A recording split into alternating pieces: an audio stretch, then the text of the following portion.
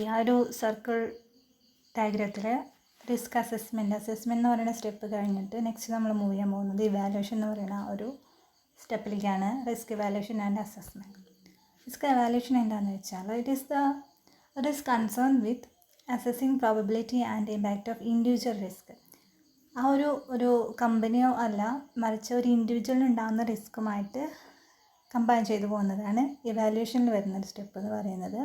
ആ ഒരു ഇൻഡിവിജ്വലിന് എത്രത്തോളം റിസ്ക് ഉണ്ടാകും, അതിൻ്റെ പ്രോബബിലിറ്റി അല്ലെങ്കിൽ ചാൻസ് എന്തൊക്കെയാണെന്നുള്ളതാണ്. ആ ഒരു ഇമ്പാക്റ്റ് എത്രത്തോളം ഉണ്ടാകും എന്നുള്ളത് നോക്കുന്നതാണ്. Taking into account any interdependencies, അതായത് വേറെ ആരെങ്കിലും അതിൽ കണക്റ്റഡ് ആണോ, ഓർ അതർ ഫാക്ടേഴ്സ്, മറ്റ് ഫാക്ടേഴ്സും outside the immediate scope under investigation, അത് അതിൻ്റെ ഒരു ചുറ്റുപാടിൽ നിന്നുള്ള മറ്റു ആരെങ്കിലുമായിട്ട് കണക്റ്റായിട്ട് ഈ റിസ്ക് ബാധിക്കുമോ എന്നുള്ളതൊക്കെ നോക്കി ഇൻഡിവിജ്വലുമായിട്ട് കണക്ട് ചെയ്ത് വരുന്നതാണ് ഇവാലുവേഷൻ വരുന്നത്. ഇതിൽ പ്രോബബിലിറ്റി എന്താണെന്ന് പറയുന്നുണ്ട്. It is the evaluated likelihood of A particular outcome actually happening. Probability എന്താണെന്ന് വെച്ചാൽ ചാൻസ്, നമ്മൾ നോക്കുകയാണ് അതിന് ഇത്രത്തോളം റിസ്ക് ഉണ്ടാവാനുള്ള ചാൻസ് ഉണ്ട്, പ്രോബബിലിറ്റി ചാൻസ് ഇത്രത്തോളം ഉണ്ട് എന്നുള്ളത് പറയുകയാണ്. ഫോർ എക്സാമ്പിൾ അവിടെ കൊടുത്തിട്ടുണ്ട്, major damage to a building is relatively unlikely to happen but would have enormous impact on business continuity. Okay, ഒരു ബിസിനസ് സ്ഥാപനമാണ്, അവർക്കൊരു ബിൽഡിംഗ് ഉണ്ട്. ആ ബിൽഡിങ്ങിന് ഒരു മേജർ ഡാമേജ് സംഭവിക്കുക എന്നുള്ള ഒരു ചാൻസ് വളരെ കുറവാണ്. റിസ്ക് എന്ന് പറയുന്ന ആ ഒരു ബിൽഡിങ്ങിന് എന്തെങ്കിലും സംഭവിക്കുക എന്ന് പറയുന്ന റിസ്ക് വളരെ കുറവാണ്. പക്ഷേ അങ്ങനൊരു സംഭവം ഉണ്ടായാൽ, ആ ബിൽഡിങ്ങിന് എന്തെങ്കിലും സംഭവിച്ചു അല്ലെങ്കിൽ എന്തെങ്കിലും ഡാമേജ് സംഭവിച്ചു കഴിഞ്ഞാൽ അതൊരു എനോമറസ്, അത്രയും ബിഗ്ഗായിട്ടുള്ള അല്ലെങ്കിൽ അത്രയും തീവ്രമായിട്ടുള്ളൊരു ഇമ്പാക്റ്റ് ഉണ്ടാകും. ആ ബിസിനസ്സിനെ തന്നെ അത് അത്രയും നെഗറ്റീവായിട്ട് ബാധിക്കുന്നതാണ് പറയുന്നത്. കൺവേഴ്സ്ലി നമ്മൾ തിരിച്ച് പറയുകയാണ്, occasional personal computer system fail. അപ്പോൾ ആ ഒരു സ്ഥാപനത്തിൽ കമ്പ്യൂട്ടർ സിസ്റ്റം ഫെയിൽ ആവുകയാണ് വിചാരിക്കുക. അത് ഫെയർലി ലൈക്ലി ടു ഹാപ്പൻ, അത് സംഭവിക്കാൻ ചാൻസ് ഉള്ളൊരു സംഭവമാണ്. But would not usually have a major impact on the business. പക്ഷെ അതൊരിക്കലും നേരത്തെ പറഞ്ഞ പോലെ ആ ബിസിനസ്സിനെ ബാധിക്കില്ല. അതാണ് പ്രോബബിലിറ്റി എന്ന് പറയുന്നത്, ചാൻസ് എടുക്കുന്നത് പറയുന്നത് അതാണ്. Impact is the evaluated effect or, impact എന്ന് പറയുന്നത് നമ്മൾ ഇപ്പോൾ ഒരു റിസ്ക് എടുത്തു കഴിഞ്ഞാൽ അതിൽ ഇമ്പാക്റ്റ് എന്ന് പറയുന്നത് നമ്മൾ എവാലുവേറ്റ് ചെയ്ത് കിട്ടുമ്പോൾ നമുക്ക് തോന്നും ആ റിസ്കിന് ഇന്ന ഇമ്പാക്ട്സ് ഉണ്ടാകും അല്ലെങ്കിൽ ഇന്ന എഫക്ട്സ് ഉണ്ടാവും എന്ന് തോന്നും. അതിനാണ് ഇമ്പാക്റ്റ് എന്ന് പറയുന്നത്. അതായിരിക്കും it is A particular outcome, നമുക്ക് കിട്ടാൻ പോകുന്ന ഒരു ഔട്ട്കം. ആ ഒരു റിസ്ക് ഏറ്റെടുത്താൽ നമുക്ക് ഏകദേശം തോന്നും ഇന്ന ഇമ്പാക്റ്റ് ആവും അതിനുണ്ടാവുക എന്നുള്ളത്. Impact should ideally be considered under elements of, ആ ഇമ്പാക്ട്സ് നമ്മൾ എങ്ങനെയൊക്കെ കാൽക്കുലേറ്റ് ചെയ്യാമെന്ന് പറയുന്നത്, ഒന്ന് ടൈമെ ബേസ് ചെയ്തിട്ട്, ക്വാളിറ്റി ബേസ് ചെയ്തിട്ട്, ബെനിഫിറ്റ് ബേസ് ചെയ്തിട്ട്, പീപ്പിൾ അല്ലെങ്കിൽ നമ്മൾ ബേസ് ചെയ്യുന്ന റിസോഴ്സ് ബേസ് ചെയ്തിട്ട്, ഈ 4 എലമെൻറ്റ്സ് ബേസ് ചെയ്തിട്ടാണ് നമ്മൾ ഇമ്പാക്റ്റ് കൺസിഡർ ചെയ്യുന്നത്. ഇത്രയാണ് റിസ്ക് ഇവാലുവേഷൻ എന്ന് പറയുന്ന ടോപ്പിക്കിൽ വരുന്നത്. ഇനി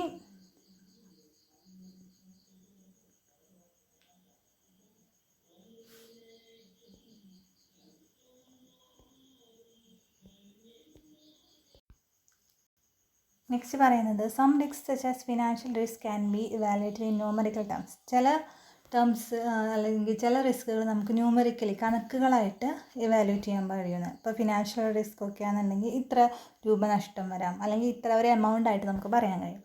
other such as adverse publicity can only be evaluated in subjective ways. അല്ല, ബാക്കിയുള്ളതൊക്കെ നമുക്ക് സബ്ജക്റ്റീവായിട്ട് പേഴ്സണലി എങ്ങനെ ബാധിക്കുന്നു അല്ലെങ്കിൽ ബാക്കി മറ്റു രീതികളിലേ നമുക്ക് ഇവാലുവേറ്റ് ചെയ്യാൻ പറ്റുള്ളൂ.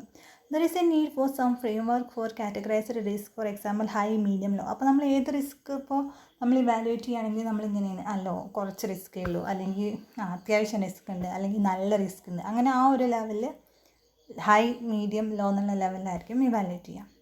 When considering A risk probability, ഒരു ചാൻസ് നമ്മൾ കൺസിഡർ ചെയ്യുമ്പോൾ, പ്രോബബിലിറ്റി ഉണ്ടാവാനുള്ള ചാൻസ് കൺസിഡർ ചെയ്യുമ്പോൾ, another aspect is when the risk might okay. എവിടെ വെച്ചിട്ടാണ് അല്ലെങ്കിൽ ഏത് സിറ്റുവേഷനിൽ വെച്ചിട്ടായിരിക്കും നമ്മൾ ഈ റിസ്ക് ഫേസ് ചെയ്യേണ്ടി വരിക എന്നൊരു കണ്ടീഷനുണ്ട്. ഇപ്പോൾ ഒരു എന്തെങ്കിലും സ്റ്റാർട്ട് ചെയ്യുകയാണെന്നുണ്ടെങ്കിൽ അതിൽ എവിടെ വെച്ചിട്ടാണ് റിസ്ക് നമ്മൾ ഫേസ് ചെയ്യേണ്ടി വരിക എന്നുള്ളതുണ്ട്. Some risk will be predicted to be further away in time than others, so attention can be focused on the more immediate ones. അപ്പം ചില റിസ്കുകൾ കുറച്ച് കഴിഞ്ഞിട്ട് നമ്മൾ ഒരു എന്തെങ്കിലും ഒരു പരിപാടി തുടങ്ങിയിട്ട് അതിൽ ഫസ്റ്റ് ഘട്ടത്തിലൊന്നും ഉണ്ടാവില്ല, പിന്നീടായിരിക്കും. അപ്പോൾ നമ്മൾ അതിനെക്കുറിച്ച് മൈൻഡ് ചെയ്യാതെ ആദ്യം വരുന്ന പ്രോബ്ലംസ് എന്തൊക്കെയാണ്, ആദ്യം വരുന്ന ഏറ്റെടുക്കുന്ന റിസ്കുകൾ ഏതൊക്കെയാണെന്നുള്ളത് നോക്കി മുന്നോട്ട് പോകാം. This prediction is called risk proximity. ആ ഒരു പ്രഡിക്ഷനാണ്, അതായത് ഓരോ റിസ്കിനെ നമ്മൾ ഡിവൈഡ് ചെയ്യാണ്. ഇത് ആദ്യം വരുന്ന റിസ്ക്, അല്ലെങ്കിൽ ഇത് നമുക്ക് മാറ്റി വയ്ക്കാൻ പറ്റാവുന്നതാണ്, പിന്നീട് നോക്കാമെന്ന് പറഞ്ഞിട്ട്, പിന്നെ ഇമ്മീഡിയറ്റ് ആയിട്ട് വരുന്ന റിസ്ക്, അങ്ങനെ നമ്മൾ പ്രെഡിക്റ്റ് ചെയ്യണം. അതാണ് റിസ്ക് പ്രോക്സിമിറ്റി എന്ന് പറയുന്നത്. The proximity of each risk should be included in the risk log. ആ ഓരോ പ്രോക്സിമിറ്റി നമ്മളിപ്പോൾ ഒരു കറക്റ്റായ പ്ലാനിങ്ങിലാണെന്നുണ്ടെങ്കിൽ റിസ്ക് ലോഗിൽ അതെല്ലാം ഇൻക്ലൂഡ് ചെയ്യണം എന്നാണ് പറയുന്നത്. നമ്മൾ കറക്റ്റ് വെൽ ഇവാലുവേറ്റഡ് ആയിട്ടുണ്ടെങ്കിൽ ആ ഒരു റിസ്ക് ലോഗിൽ അതെല്ലാം ഇൻക്ലൂഡഡ് ആയിരിക്കണം എന്നാണ് പറയുന്നത്.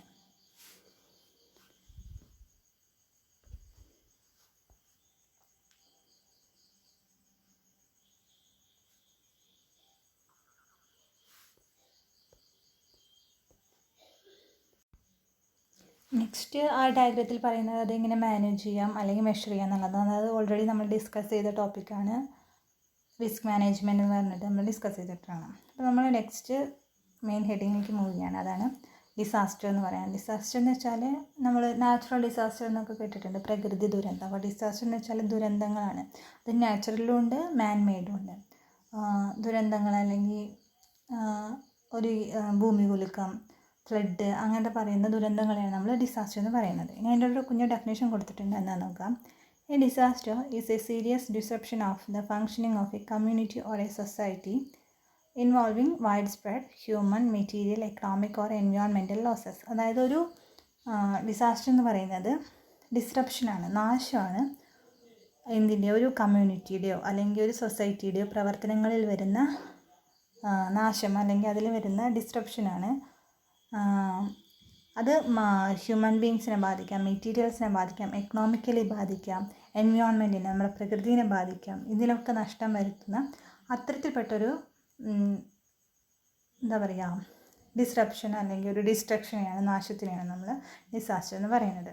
Which exceeds the ability of the affected community or society to cope using its own resources. ആ ഒരു സംഭവിച്ചു കഴിഞ്ഞാൽ പിന്നെ അതിലൊതുങ്ങി ജീവിക്കുക എന്നൊരു സിറ്റുവേഷനിലേക്ക് അത് ബാധിച്ചവരെ നയിക്കുന്നതിന് നമ്മൾ ഡിസാസ്റ്റർ. അപ്പോൾ ആ ഒരു ദുരന്തത്തിൻ്റെ ബാക്കി പത്രങ്ങൾ എന്നൊക്കെ പറഞ്ഞാൽ ആ ദുരന്തത്തിൽ നിന്ന് ഒരിക്കലും കരകയറാൻ കഴിയാത്തവരെയൊക്കെ നമ്മളിപ്പോൾ പല ഇതിലും കണ്ടിട്ടുണ്ട്, പല സിറ്റുവേഷനിലും കണ്ടിട്ടുണ്ട്. അപ്പോൾ അതിനൊക്കെയാണ് ദുരന്തങ്ങൾ അല്ലെങ്കിൽ ഡിസാസ്റ്റർ എന്ന് പറയുന്നത്. Disasters are seen as a consequence of inappropriately managed risk. അപ്പോൾ ഈ ഡിസാസ്റ്റർ എന്ന് പറയുന്നത് റിസ്ക്കുമായിട്ട് കണക്ട് ചെയ്തിട്ടാണ്. നമ്മളിപ്പോൾ ഓരോ പ്രവൃത്തി ചെയ്യുമ്പോഴും അതിൻ്റെ റിസ്ക് എന്താണെന്നുള്ളത് നോക്കി കറക്റ്റായി ചെയ്താൽ നമുക്കൊരു പരിധി വരെ ഡിസാസ്റ്റേഴ്സ് കുറയ്ക്കാൻ പറ്റും. അപ്പോൾ ഈ ഡിസാസ്റ്റേഴ്സ് ഉണ്ടാകുന്നത് ഇൻഅപ്രോപ്രിയേറ്റ് ആയിട്ട് അല്ലെങ്കിൽ അപ്രോപ്രിയേറ്റ് ആയിട്ട് കറക്റ്റായിട്ട് റിസ്ക് മാനേജ് ചെയ്യാത്തത് കൊണ്ടാണ്. These risks are the product of combination of both hazards and vulnerability. അതായത് ഇത് കാരണമാണ് അത്രയും വലിയ ഡേഞ്ചറസ് ആയിട്ടുള്ള റിസ്കുകളിൽ അല്ലെങ്കിൽ ഡേഞ്ചറസ് ആയിട്ടുള്ള ഡിസാസ്റ്റേഴ്സ് അല്ലെങ്കിൽ ഇത്തരത്തിലുള്ള അപകടങ്ങളും ഇങ്ങനത്തെയുള്ള ഡിസാസ്റ്റേഴ്സൊക്കെ സംഭവിക്കാനുള്ള കാരണം എന്ന് പറയുന്നത്.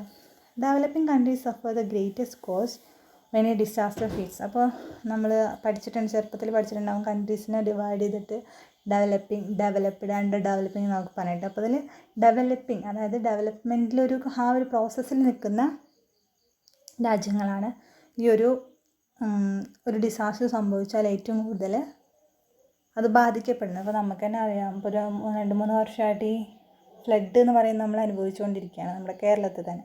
അപ്പം അത് എത്രത്തോളം നമ്മളെ ബാധിക്കും എന്നുള്ളത് ആലോചിച്ചാൽ മതി. More than 95% of deaths caused by hazards occur in developing countries, and the losses due to natural hazards are 20 times greater in developing countries than in industrialised countries. അപ്പം 95% മരണം സംഭവിക്കുന്നുണ്ട്.